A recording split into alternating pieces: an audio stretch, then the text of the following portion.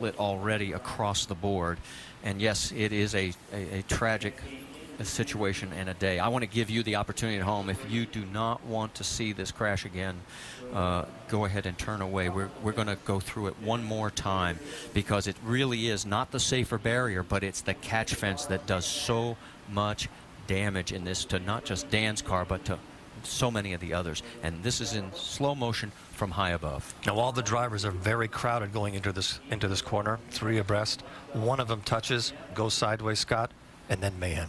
And this is what we talked about before, that these speeds at 220 miles an hour, Eddie, you're going the length of a football field in less than a second, and you don't plan your next move at this speed. As you can now see, the cars starting to go one over each other, and they'll start to get up towards the catch fence, and those are the ones, the catch fences, that do the damage. The safer walls we've improved really helps dissipate the energy when the cars hit, but it's the catch fencing that's above the safer barriers that these cars got up into, and that is what has done the damage.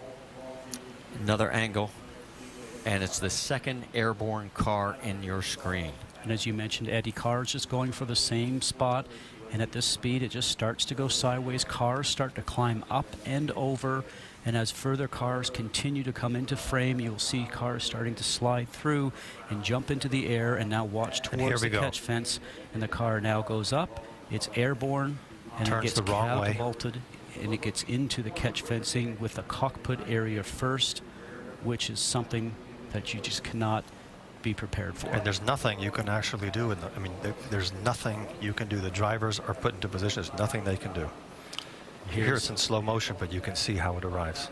And the parts are going everywhere, and as a driver you're trying to miss the large pieces, the cars themselves, and parts are falling out of the sky.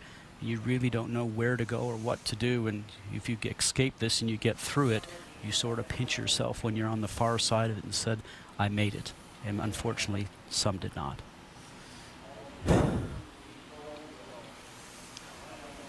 Last angle on this that we will show you, as it's very painful to watch. It is. It's just, it's heart-wrenching.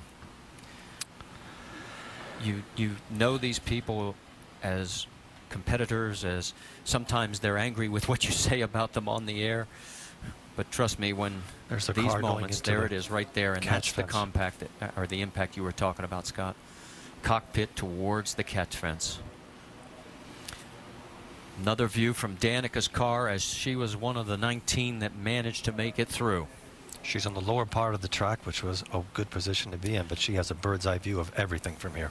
And as we heard her say earlier in this telecast, that she thought things were just getting a little bit crazy. She had eased off the throttle, not something that race car drivers do, but she just felt uncomfortable, had something about it, a sixth sense, if you will, and turned around and just gave herself a little bit more breathing space, which is something that worked out very well for her. Charlie Kimball's view, he was in the middle lane, had nowhere to go. And a car went right over the top of him.